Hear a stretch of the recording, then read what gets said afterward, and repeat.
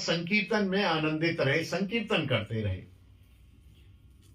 फिर जैसे ही घर पहुंचे तो प्रभुपाद के जो मित्र थे स्थानीय, वो फिर उनसे दूसरा विवाह करने की प्रार्थना और आग्रह करने लगे। अरे प्रभुपाद, अरे तीन कौड़ी, अरे भाई किशोरी किशोरानंद, तू यार शादी कर ले यार, तू शादी कर ले, अभी तेरी उम्र ही क्या है। वह अंदर से बहुत विरक्त थे।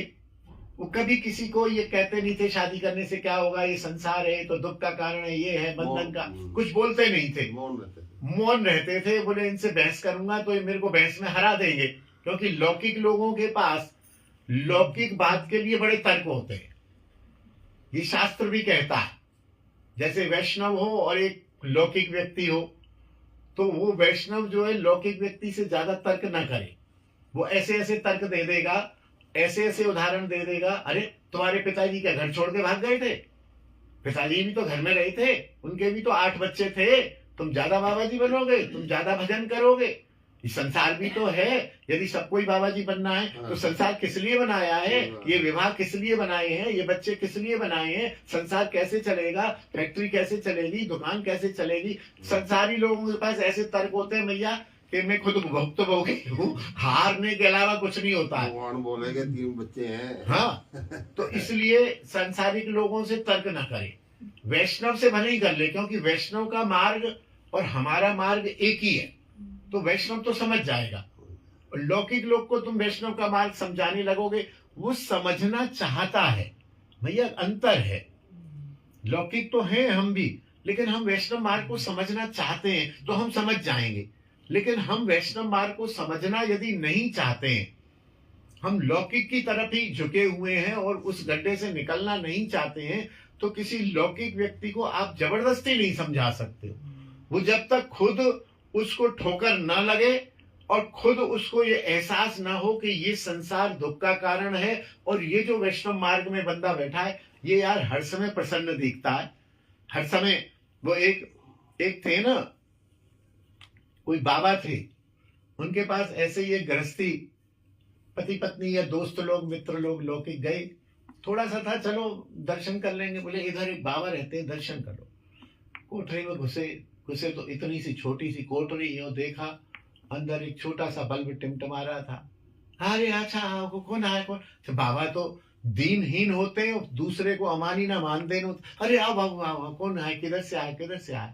नहीं हम तो बाबा उधर चंडीगढ़ से आए हम। अच्छा अच्छा ठीक है। अरे ठीक, कुछ पाओगे, कुछ खाओगे? बोले नहीं नहीं बाबा, आप कैसे हो? अरे बड़ा आनंद है, बड़ा आनंद है। अच्छा तो यहाँ क्या आनंद है बाबा? आनंद यही यही बल्ब है, इतना लाइट इतनी है? क्या खूब लाइट है इधर, लाइट लाइट जलता है, लाइट जलता है। बोले ये तो बहुत छोटा सा बल्ब है बाबा, आप पढ़ते हो भजन, हमको खूब आनंद है, हमको कोई कष्ट नहीं। भालो भालो भालो, खूब भालो। अच्छा जल पियोगे, जल पियोगे? बोले हाँ हाँ जल पियो। अच्छा बाबा पिला दो जल। अच्छा वो एक गिलास लाए पुराना सा, उसमें पानी भर के लाए और 3 लोग थे, एक को दिया, जो पानी पी लो। बाबा इनको भी तो, क्या तुम पियो, गिलास खाली होगा तभी इनको देगा ना। फिर अरे बाबा तो एक ही गिलास है कि हाँ, क्या अच्छा ठीक, अरे बड़ा आनंद है, बड़ा आनंद है। वो इस तरह के 2-3 उदाहरण हुए। बैठने को बोले बैठो बैठो बैठो, तो फटा हुआ सा कंबल, कुर्सी तो क्या होनी थी बाबा के यहाँ, बैठो बाबा बैठो, बैठे वहां। अरे बाबा आप तो कोई आपको कोई कष्ट हो तो? नहीं कोई कष्ट नहीं, खूब खूब खूब आनंद है, खूब आनंद, आनंद आनंद है, हमको कोई कष्ट नहीं है, हमको कोई कष्ट नहीं।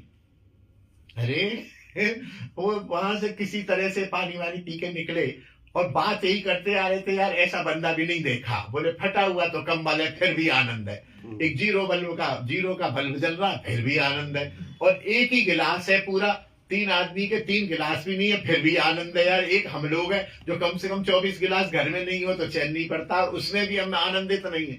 बोले ये कैसा आनंद है? तो वही बात है कि लौकिक लोग लौकिक दृष्टि से देखते हैं। अब उस बाबा को देखा जाए तो उसको तो कितना आनंद है, उसको ये तो रजोगुण तमोगुण में आनंद थोड़ी मिलता है। अरे गिलास आ गया तो एक एक करके उसको पिलाया, फिर उसको मांजा, फिर दूसरे को पिलाया, फिर मांजा, फिर तीसरे को पिलाया, फिर मांजा, फिर रख लिया, फिर खुद पी लिया। तो कितना आनंद हृदय की वस्तु है।